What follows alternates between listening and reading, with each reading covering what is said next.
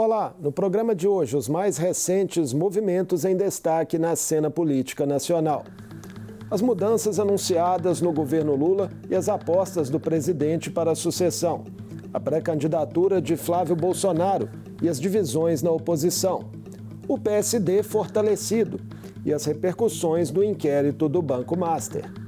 Está conosco a doutora em Ciência Política e professora da Universidade Federal do Paraná, Graziela Testa.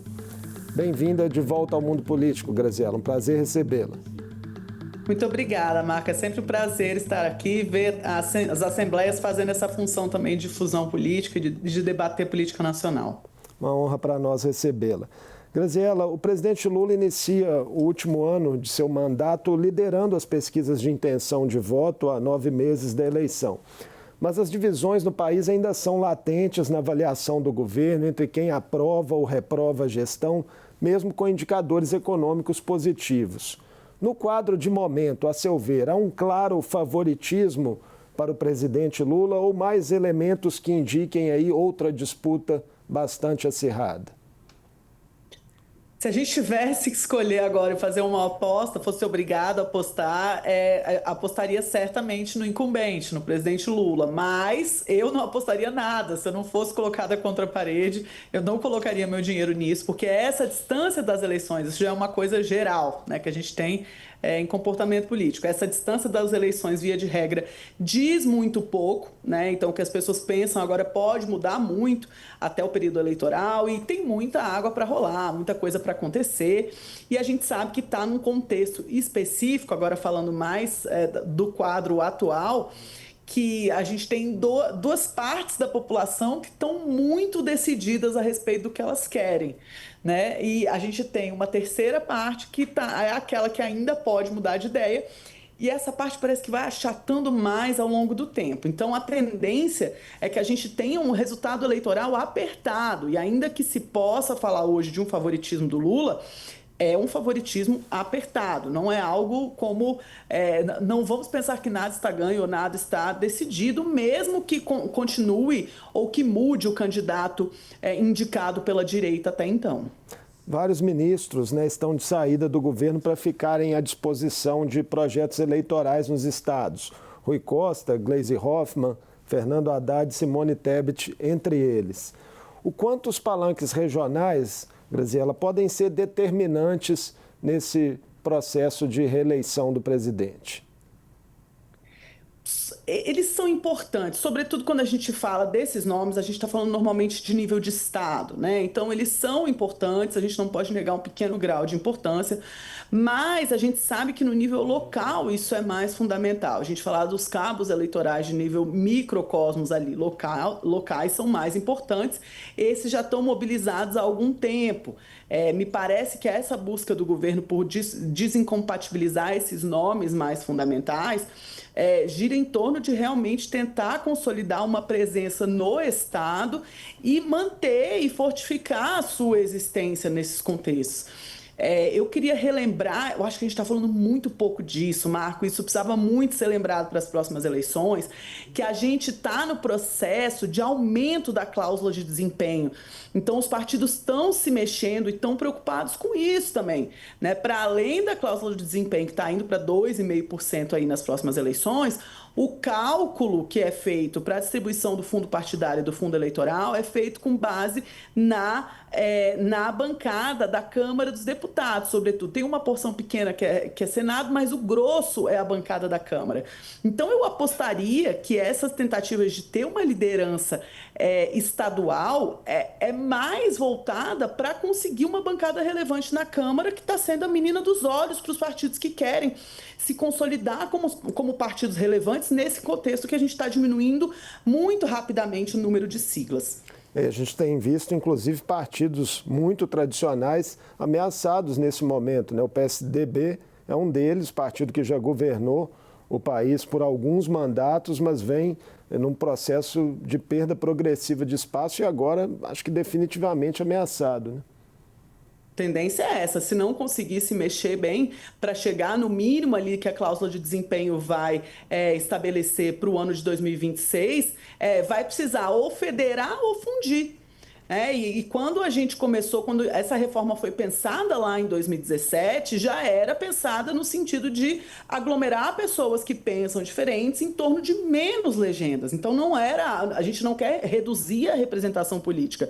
A gente só quer que as pessoas resolvam seus dilemas de ação coletiva dentro dos partidos. Então, dentro de um partido político, as pessoas vão pensar diferente entre elas e vai haver diferentes alas e diferentes correntes dentro do partido, mas é preciso que isso se resolva lá dentro até o momento eleitoral ou, se for o caso, também de uma federação, quando couber.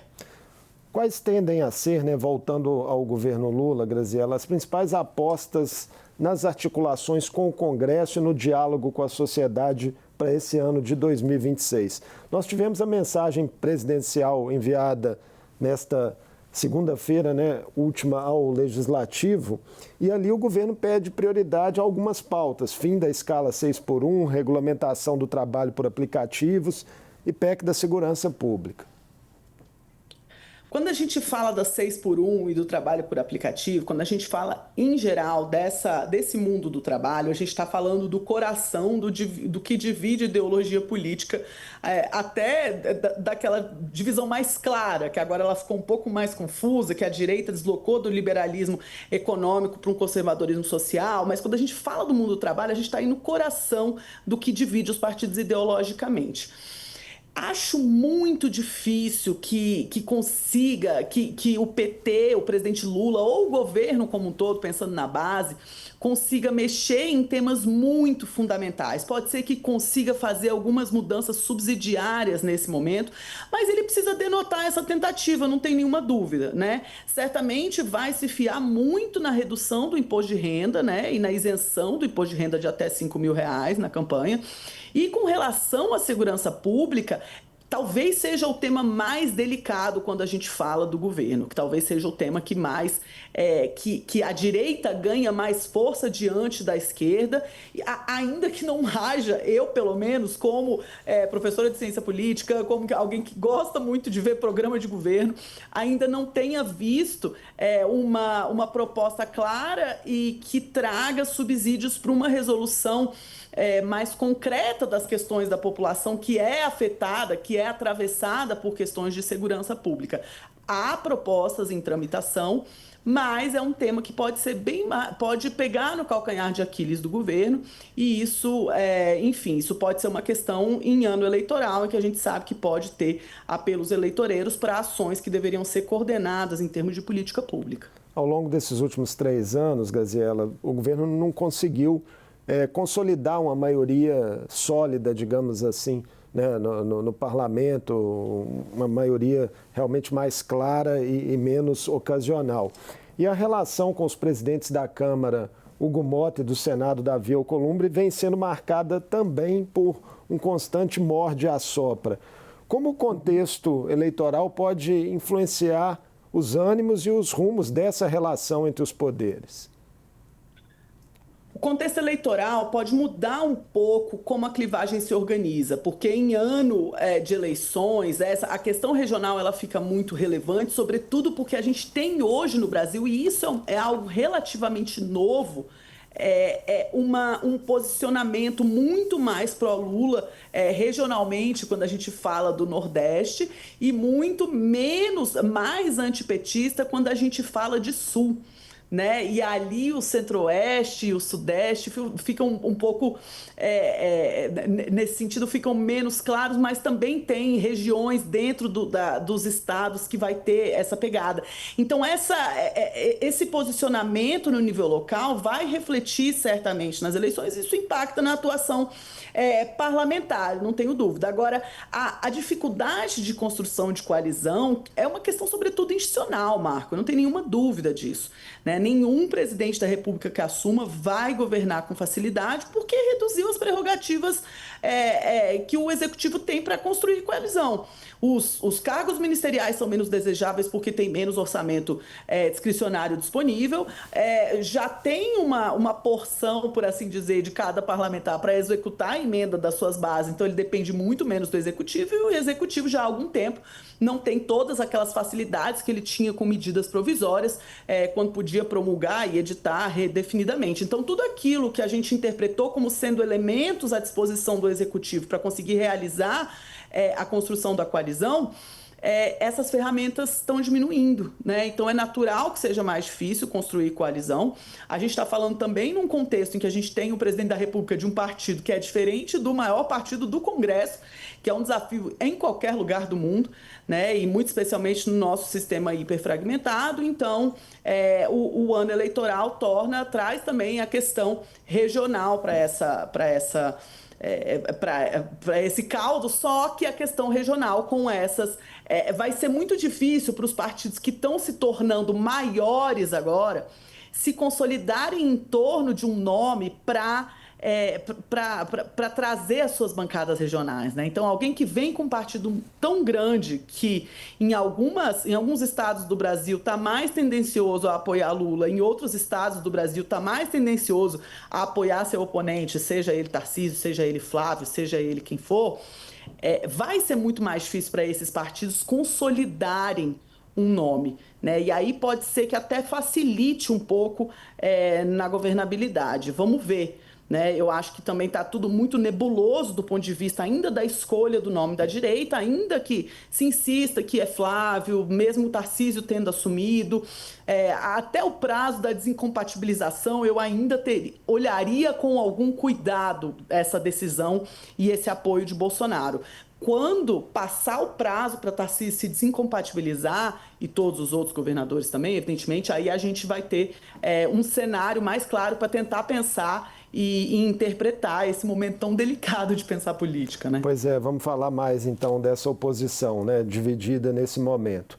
Em meio às várias pré-candidaturas de governadores, o senador Flávio Bolsonaro se lançou como escolhido pelo pai e vem tentando se consolidar.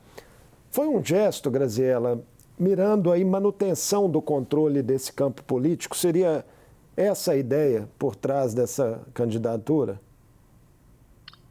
Me parece, sobretudo, um gesto de desconfiança em relação a parceiros mais recentes.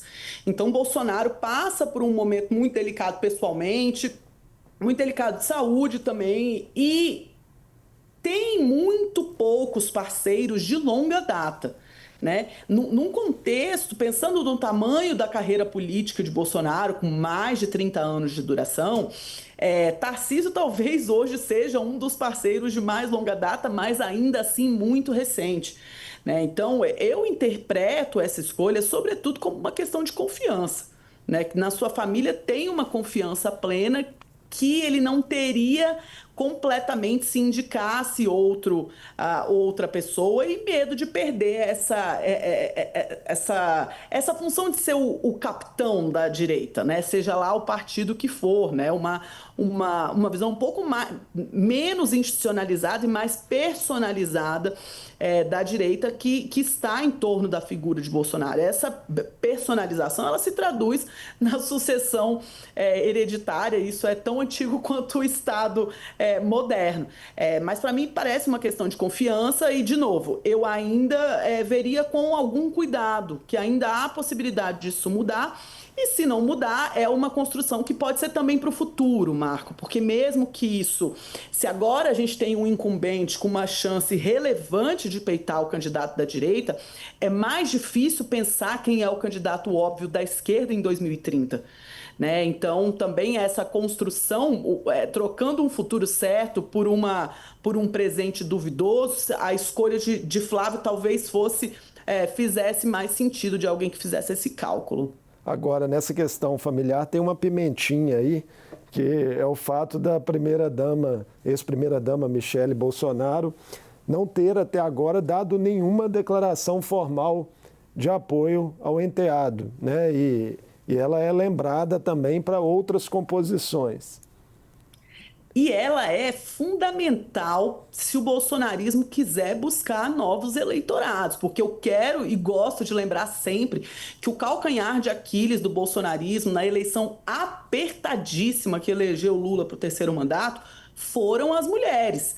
Mais do que isso, as mulheres conservadoras, mesmo quando a gente olhava para o subgrupo de mulheres que se assumem como conservadoras, que se entendem como de direita, elas votaram menos em Bolsonaro do que homens com esse mesmo perfil. Então isso é um calcanhar de Aquiles do ponto de vista eleitoral desses principais candidatos que estão buscando aquela turminha ali que ainda não está absolutamente decidida. Né? E o PL foi muito astuto quando criou essa liderança de Michele em tentar buscar a mulher conservadora e que pode ter uma relevância eleitoral. E aí a gente começa a pensar como que isso funciona dentro da família, o quanto que essa família está funcionando de forma coesa e está pensando de fato como grupo, como família estabelecida, ou como pode criar até uma divisão interna, né? De novo, enquanto não passar primeira semana de abril, desincompatibilização, as chapas ficarem mais claras e até a gente pensar em chapas possíveis em que a Michele entra de vice, então várias coisas já foram aviltadas por aí, eu tomaria muito cuidado, porque Michele é preciosa para o bolsonarista, ou melhor dizendo, o eleitorado que Michele alcança é muito precioso e tem muito valor para o bolsonarismo. Então, Graziela, você já tocou, né, na questão do governador de São Paulo, Tarcísio de Freitas, e queria conversar um pouco mais com você a respeito desse personagem. O que pode estar pesando nessa decisão dele momentânea, pelo menos é a que foi, né, explicitada publicamente, de abrir mão dessa disputa presidencial, focar em São Paulo, mesmo sendo apontado como um nome preferido de setores relevantes do empresariado e do capital financeiro, né, para a disputa nacional? A ausência de apoio de Bolsonaro, ponto. Né? Eu acho que o cálculo de Tarcísio é que sem o apoio de Bolsonaro é muito difícil qualquer candidato de direita ou de centro-direita buscar qualquer caminho eleitoral nacional nesse momento. E aí o cálculo de Tarcísio eu tenho uma reeleição, não digo garantida porque nada é garantido, mas eu tenho uma grande probabilidade de ser reeleito para governador do estado com o maior PIB do Brasil, enfim, e além de ser um cargo de destaque para uma projeção nacional. Ou eu posso me arriscar a tentar uma presidência, e aí mesmo que ele tivesse o apoio de Bolsonaro, já era menos, ele teria menos probabilidade de ser eleito do que se fosse para o governo de São Paulo. Sem o apoio de Bolsonaro, seria muito difícil pensar nesse trocar o certo pelo duvidoso. É por isso que eu falo que muita gente está fazendo esse cálculo de trocar o 2030 certo pelo 2026 duvidoso, ainda que esse certo seja um pouco exagero, mas acho que talvez no cálculo dele seja muito mais fácil. Então, Tarcísio, se não tiver o apoio de Bolsonaro, não vai fazer isso, porque sabe que tem muito a perder e assim, pouca possibilidade de ganhar se tiver que enfrentar um ator que tem o nome Bolsonaro na urna, né? Isso tem muito impacto. Para além do PL e do Republicanos, partido de Tarcísio, outras legendas da centro-direita também se movimentam. Na última semana, o governador de Goiás, Ronaldo Caiado, deixou a União Brasil para se filiar ao PSD, onde os governadores do Rio Grande do Sul, Eduardo Leite, e do Paraná, Ratinho Júnior, também se colocam como pré-candidatos à presidência. Quais interesses, Graziela, devem guiar o posicionamento final dessa legenda, né, que não para de crescer no Brasil, comandada aí pelo atual secretário do governo paulista, Gilberto Kassab? Acho que os incentivos para Caiado, para Ratinho Júnior e para Eduardo Leite são diferentes, né? Caiado, tudo aquilo que eu descrevia de Tarcísio, de ter muito a perder, funcionou oposto com Caiado. Não pode se reeleger para governador, tem um baita apoio no seu estado, está em vias de se aposentar. Então, realmente está numa condição de ou tudo ou nada, há muito tempo já coloca a sua candidatura. A primeira vez que foi candidato foi em 89, então a gente sabe também que é um sonho antigo. E busca um local onde isso seja razoável. Por outro lado, a gente tem Ratinho Júnior e Eduardo Leite, que tem, assim, dentro dos seus estados, tem relações diferentes com seus eleitorados, mas que são lideranças de uma centro-direita um pouco mais jovens, né? Então, sentem que tem um potencial para o futuro e é importante, nesse momento, fazer um nome nacional, se de fato quiserem ter essa projeção em algum momento. São incentivos trocados, mas se reúnem em torno dessa legenda muito grande, muito díspare, que ficou o PSD. Né? E quando eu falava dessa dificuldade de você organizar os palanques nacionais, quando você une tanta gente, era sobretudo o PSD que eu estava falando. Estou falando também do União Brasil, do Republicanos, mas eu estou falando mais do PSD. Né? Todo mundo que escolheu se filiar e se manter no PSD vai querer apoiar o mesmo candidato, né? Vai haver essa possibilidade, porque a tendência é essa: quanto maiores forem os partidos, maiores as discordâncias internas. O PSD da Bahia, só para ilustrar seu raciocínio, já reafirmou essa semana mesmo que estará com Lula em qualquer circunstância. Isso, exato. Exato. Então, não dá para pedir das suas bases esse grau de suicídio eleitoral, e Kassab sabe disso. Kassab fez o partido crescer em cima dessas bases. Né? Então, a gente precisa observar o quanto que para ele é razoável pensar em ter um apoio direto a um candidato em específico, ainda mais em pensar lançar uma candidatura. Né? Se lançar uma candidatura própria, tem algumas vantagens, porque se a candidatura à presidência tiver uma relevância, né? Então se pegar aquele terceiro lugar ali com 15% num primeiro turno, 10% num primeiro turno, é legal porque tem um efeito de spillover para a Câmara dos Deputados e para o Senado também. Então, você elege o presidente da República, você ganha um pouquinho mais de votos ali para eleger deputado, que também é relevante para o partido, é muito bom. Né? Então, esse cálculo talvez seja, mas pode ser também um apoio que não seja uma obrigação, né? Nem todo deputado ou candidato do PSD vai ser obrigado a apoiar algum candidato, porque isso não estava sequer no acordo quando o Kassab chamou e trouxe para perto tanta gente que às vezes pensa tão diferente. Mas eu acho que, ao mesmo tempo, essa organização que a gente vê nesses partidos que estão crescendo, né? PSD, União Brasil, Republicanos, eu acho que é o que a gente estava imaginando quando a gente pensou na reforma política, né? Que a gente ia pessoas que pensam um pouco parecido ou que têm um jeito de ver política parecido e iam se reunir em torno de menos legendas. Isso provavelmente vai tornar essas legendas menos coesas e é natural pensar que seja assim. A Federação União Brasil e PP enfrenta também divisões, né? Aparentemente. União Brasil já enfrentava sozinho, né? Quando ele federou com o PP, então a coisa fica mais complicada ainda e a gente vai ver qual que é o grau qual que vai ser o resultado possível dessa federação, para além de uma tentativa de juntar voto para quociente eleitoral. Né, que a ideia da federação era que ela fosse nacional e durasse 4 anos para evitar que ela fosse de ocasião. Me surpreendeu muito quando União Brasil e PP escolheram se federar, porque assim que eu vi, eu falei, nossa, mas isso vai dar briga em palanque estadual.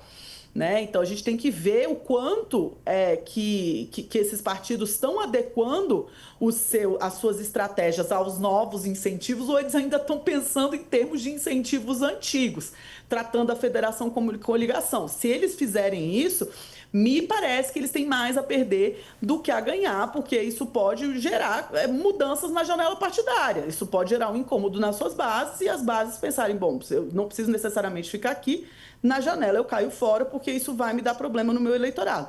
Vamos ver, é uma estratégia possível, os incentivos são novos e a gente precisa ver quais vão ser bem-sucedidos e quais não vão. Para fechar nossa conversa sobre oposição, né, tem outro movimento que chamou bastante atenção agora no início de 2026, que foi uma caminhada protagonizada pelo deputado federal mineiro Nicolas Ferreira, né, em defesa da anistia para os presos de 8 de janeiro e da libertação do ex-presidente Jair Bolsonaro. Nicolas vem despontando, né, há algum tempo como uma liderança desse campo, usa muito ali do tripé fé, rua e rede. O que lhe chama a atenção, Graziela, nas estratégias desse personagem, como projetá-lo nos próximos anos na cena nacional?